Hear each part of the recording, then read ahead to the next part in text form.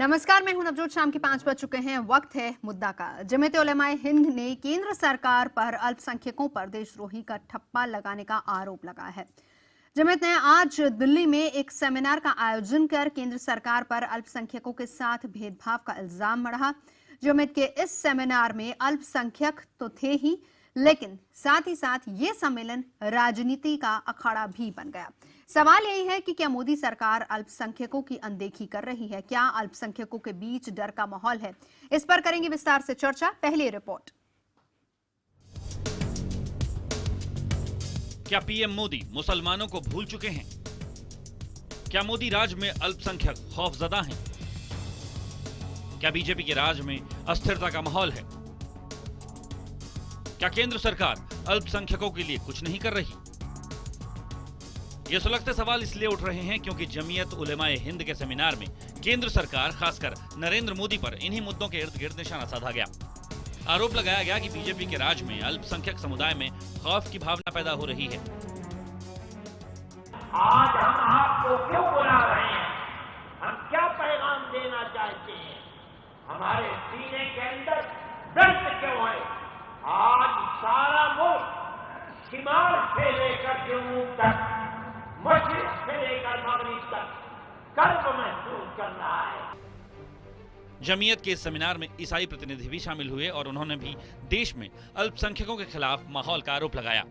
इनके मुताबिक बीजेपी मुसलमानों और दूसरे अल्पसंख्यकों को देशद्रोही साबित करने में जुटी है। हमको, आपको सारों को देशद्रोह करार दिया जाता है। 15 करोड़ मुसलमान, 3 करोड़ ईसाई, 2.5 करोड़ सरदार, बुद्धिस्ट की संख्या ही हमको पता नहीं है, शायद 15 करोड़ या 1.5 करोड़। हर दलित हिंदू नहीं है। हम सबको देशद्रोही बनाया जाता है। मौका जमीयत के सेमिनार का था, मगर बीजेपी और पीएम मोदी के राजनीतिक विरोधियों का अच्छा खासा जमावड़ा था। गुलाम नबी आजाद ने कांग्रेस अध्यक्ष सोनिया गांधी का संदेश पढ़ा, जिसमें आरोप लगाया गया कि देश में नफरत का माहौल बना हुआ है कि मुल्क इस वक्त एक नाजुक दौर से गुजर रहा है। फिरका वाराना ताकतें एक गहरी साजिश के तहत मुल्क के इत्तेहाद को तोड़ रही हैं और मुल्क में नफरत का माहौल पैदा कर रही हैं। उधर बीजेपी ने जमीयत के बहाने कांग्रेस और दूसरे दलों पर राजनीति करने का आरोप लगाया है। जब से ये लोग हारे हैं, ये लोग हताशा में हैं और ये लोग किसी ना किसी के, कभी दादरी के बहाने, कभी बल्लभगढ़ के बहाने, कभी जमायत उलेमाए हिंद के बहाने पीछे से हमला करते थे। सामने लड़ने की हिम्मत नहीं है। बीजेपी सरकार और नरेंद्र मोदी को अल्पसंख्यकों के खिलाफ बताने की सेमिनार में पुरजोर कोशिश की गई। यहां आपको बता दें कि केंद्र सरकार की तरफ से 17 मार्च से 20 मार्च तक अंतर्राष्ट्रीय सूफी सम्मेलन का आयोजन किया जा रहा है, ताकि देश में भाईचारे की भावना को मजबूत किया जा सके। इस सम्मेलन में भारत के अलावा ईरान और दूसरे देशों से 600 दरगाहों से सूफी हिस्सा लेंगे और इस सम्मेलन में खुद पीएम मोदी शिरकत करेंगे। ऐसे में सवाल उठता है कि जमीयत उलेमाए हिंद का सेमिनार क्या वाकई अल्पसंख्यकों के हालात को लेकर आयोजित किया गया था, या फिर इसे राजनीतिक रंग देने की कोशिश की गई? जमीयत उलेमाए हिंद के इस कार्यक्रम में न सिर्फ मुसलमानों के अलग अलग संगठन शामिल हुए, बल्कि विपक्ष के कई राजनीतिक दलों का भी समर्थन हासिल हुआ। इससे ये साफ हो गया है कि अब नरेंद्र मोदी सरकार के इर्द गिर्द एक लामबंदी शुरू हो गई है। एहतेशाम खान, दिल्ली, IBN 7। और बहुत से सवाल भी इसके साथ जुड़े हुए हैं, लेकिन उससे पहले वो खबर जिससे मुसलमानों को लेकर केंद्र सरकार के रवैये पर भी सवाल उठे हैं। सरकार के नियमों के मुताबिक किसी भी मुस्लिम उम्मीदवार को न तो बुलाया गया, न चुना गया और न ही विदेश भेजा गया। एक RTI के जरिए मिला केंद्र सरकार के आयुष मंत्रालय का ये जवाब एक नए विवाद की वजह बन गया है। दरअसल एक अखबार के मुताबिक आयुष मंत्रालय से वर्ल्ड योगा डे 2015 के लिए शॉर्ट टर्म योगा टीचर्स और ट्रेनर्स के चुनाव से जुड़ा हुआ सवाल पूछा गया था। मंत्रालय ने अपने जवाब में कहा कि वो मुस्लिम उम्मीदवारों का चुनाव ही नहीं करते। मंत्रालय ने यह भी माना कि वर्ल्ड योगा डे के लिए विदेश में शॉर्ट टर्म ट्रेनर्स के लिए 711 मुस्लिम उम्मीदवारों ने आवेदन दिया था, लेकिन किसी को भी इंटरव्यू के लिए नहीं बुलाया गया। हालांकि खबर दिखाए जाने के बाद आयुष मंत्री श्री पटनायक ने I-7 को एक और आरटीआई दिखाई है, जिससे लेकर उनका दावा है कि वो ही आरटीआई सही है। उन्होंने साफ कहा है कि जिस आरटीआई में मुस्लिम उम्मीदवारों के चयन न होने की बात कही जा रही है वो गलत है। श्री पटनायक ने कहा कि इस मामले में कानूनी कार्रवाई अब आगे की जाएगी। ये खुलासा ठीक नहीं है। ये तो आयुष मंत्रालय और सरकार को एक बदनाम करने की साजिश है, ऐसा मुझे लगता है। मैं इसकी जांच करूंगा। हम तो मानते हैं कि सरकार की मंशा ठीक है। हम तो चाहते हैं, हमारे प्रधानमंत्री भी, सब लोग चाहते हैं कि उनकी घोषणा ही ये है कि सबका साथ सबका विकास, इसी के ओर हमारी सरकार जा रही है। और किसी जाति पंथ भेद जो है वो रखने वाली हमारी सरकार नहीं है।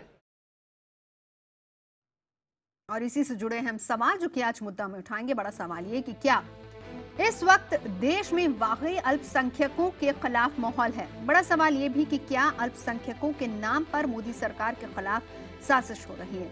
एक अहम सवाल ये कि क्या धर्म और जाति के नाम पर लोग देश को बांटने की कोशिश कर रहे हैं।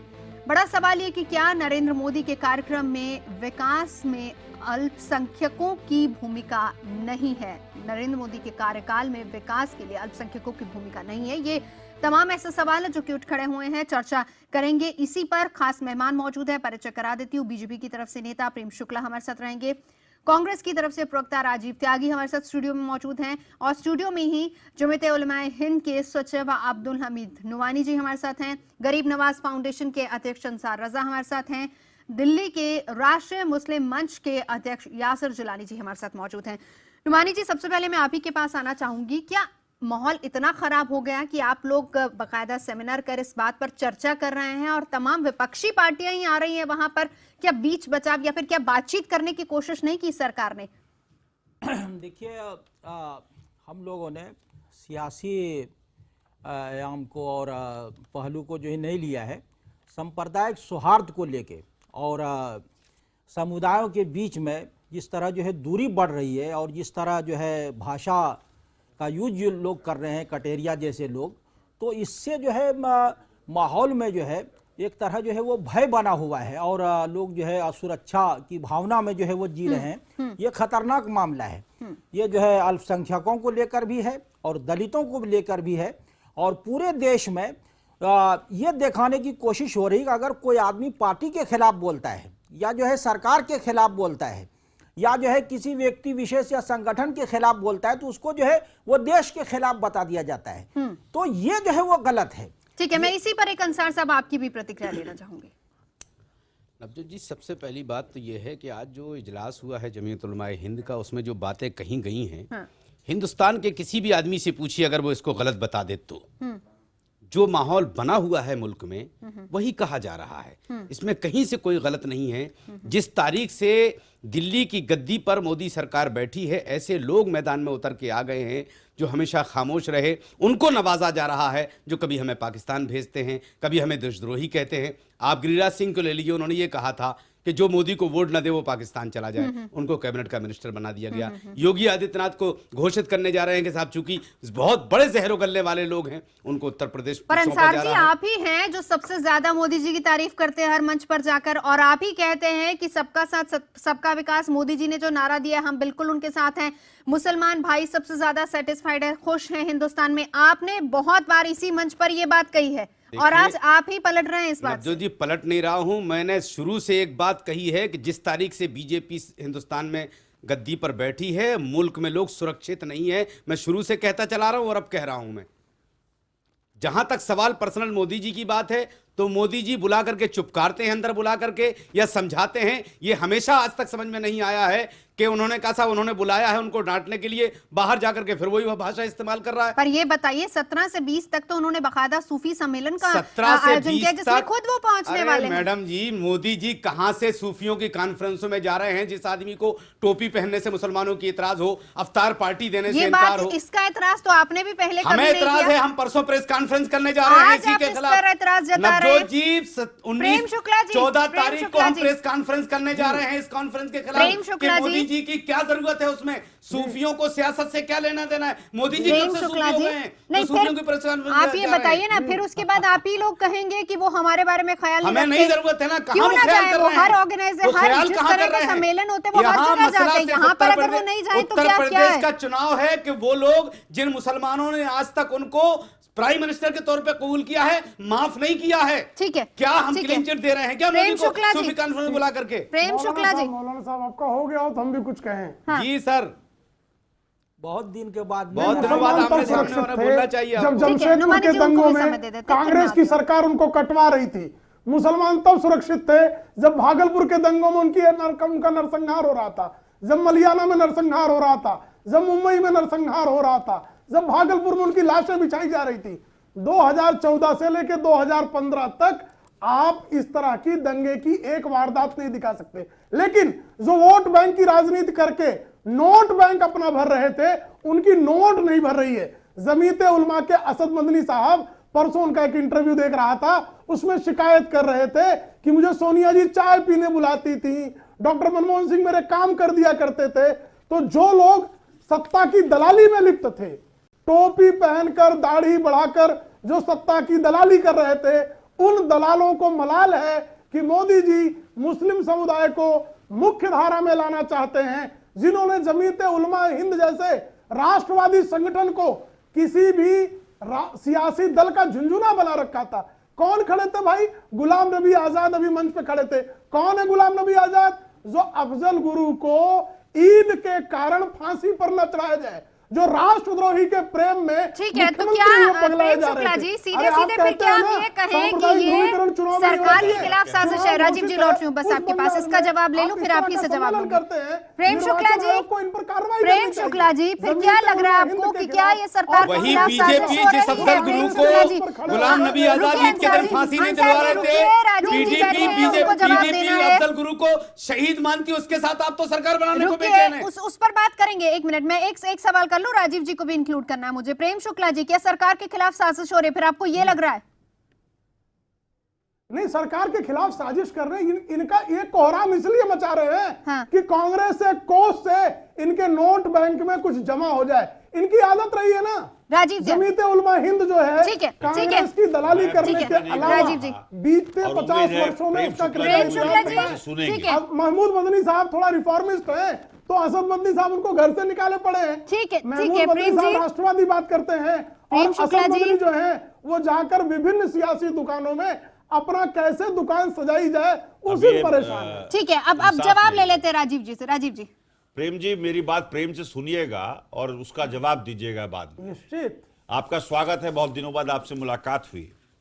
मैं पूछना चाहूंगा, आरएसएस के जो प्रमुख है मोहन भागवत जी, उनको बयान देना पड़ा कि आरएसएस के लोगों को बड़ी बड़ी गाड़ियों से बचना चाहिए, बड़े बड़े उद्योगपतियों से बचना चाहिए। इसका मतलब आरएसएस में कहीं ना कहीं 2014 से 15 और 16 तक जो है कमी आई होगी, इसलिए उन्होंने बयान दिया। जो आपने आरोप लगाया ना अभी अरशद मदनी साहब पे, उसका मैंने जवाब दिया। दूसरी बात मैं कहना चाहूंगा, आपके मंत्री हैं वीके सिंह साहब, वो कहते हैं कि दलितों की तुलना जब वो कुत्ते से करते हैं तो उसमें कि कांग्रेस ने तो उनकी स्पीच नहीं लिखी थी। और जिस तरह से नहीं सुन लीजिए रोहित वेमुला की आत्महत्या को हत्या बनाने का काम एचआरडी मिनिस्ट्री करती है और संदेश देती है, तो दलितों को तो आपकी मानसिकता दिखती है। अच्छा, मोहन भागवत जी जो आप सबके पिता तुल्य हैं, उन्होंने जब ये कहा कि आरक्षण पे कहीं ना कहीं पुनर्विचार होना चाहिए और दलितों का आरक्षण छीन लेना चाहते हैं, तो कहीं ना कहीं दिक्कत तो है। अब सुन लीजिए प्लीज प्रेम शुक्ला जी, मैं बीच में नहीं बोला था आपके, मैं बीच में नहीं बोला था, फिर मैं आपको बोलने नहीं दूंगा, ध्यान रखना, आप हमारे मित्र हैं बड़ी। मैं एक बात और पूछना चाहूंगा, आपने अभी प्रश्न लगाया दारुल उलूम पे। दारुल उलूम का इतिहास पता है आपको?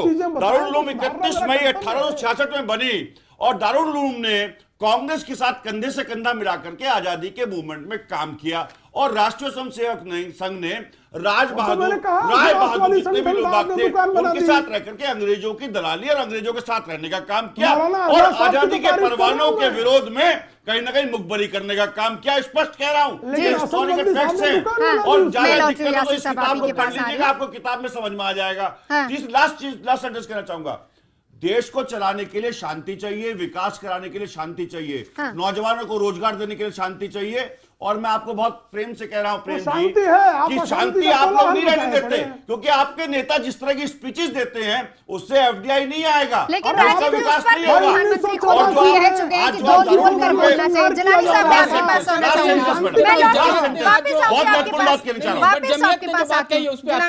अभी मैं आपको सिर्फ ये बताना चाहता हूं, जो जमीयत ने आज कॉन्फ्रेंस रखा था, देखिए हिंदुस्तान का अभी कोई भी मुसलमान जो है वो बिल्कुल शांति से है, चाहे वो कन्याकुमारी हो कश्मीर तक।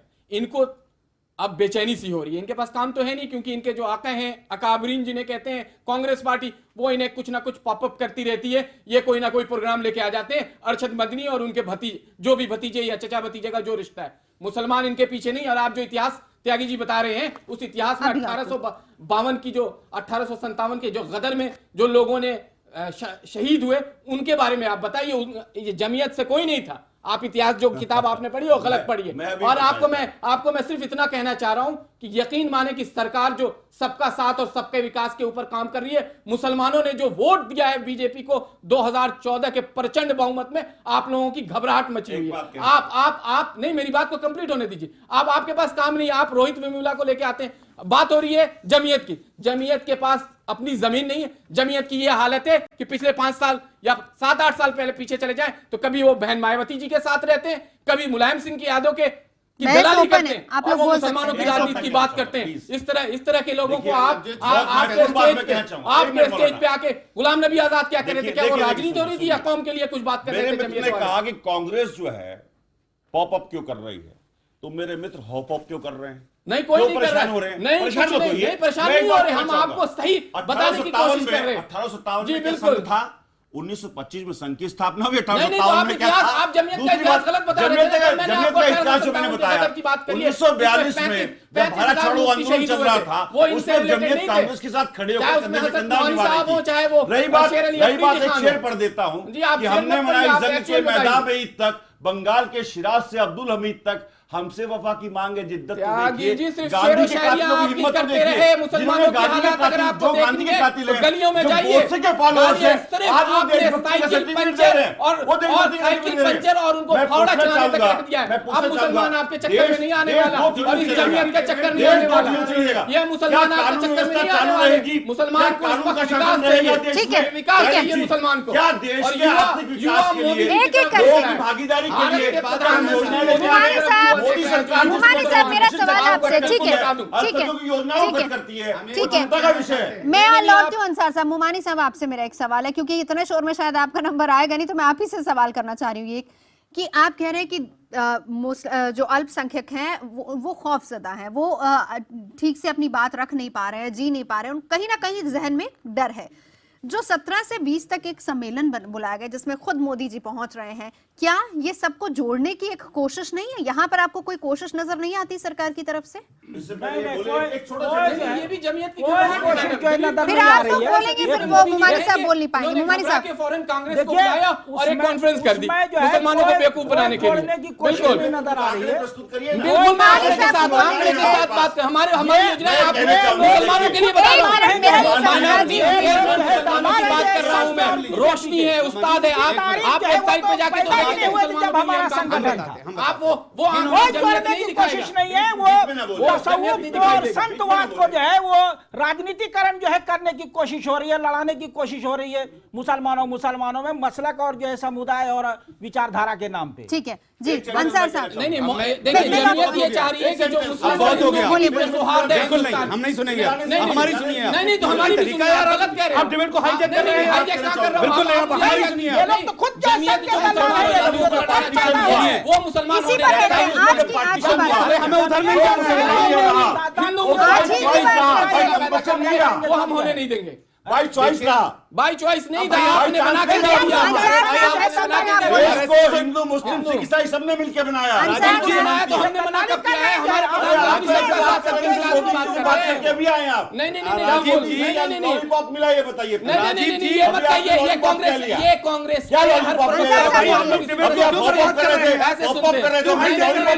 आपके पास जब कुछ नहीं होता है, क्योंकि आप इस तरह की बात कर रहे हैं। नहीं, आपको लॉलीपॉप मिला होगा, आप इस तरह की बात करें मुसलमानों की हालत।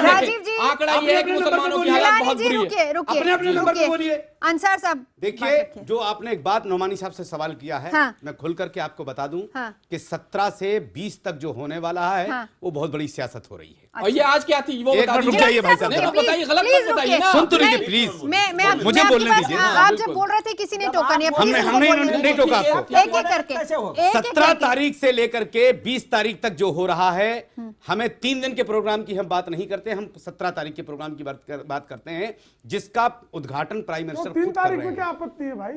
प्राइम मिनिस्टर साहब इस मुल्क को कहां ले जाना चाह रहे हैं, चंद लोगों को लेकर के, जिस कॉन्फ्रेंस की, ये सूफियों की कॉन्फ्रेंस हो रही है, हिंदुस्तान की बड़ी बड़ी खानकाहें सब इसका बाइकाट कर रही हैं, मुकम्मल तौर पे बाइकाट कर रही हैं। अजमेर, बरेली, किछौछा, बिलग्राम, मसौली, ये सब बाइकाट कर रही हैं। आपको 500 हज़रात के नाम अभी अगर वक्त नहीं है, मैं बताता हूं कि अजमेर से कौन आ रहे हैं और अजमेर से जो आ रहे हैं वो मैं जानता हूं।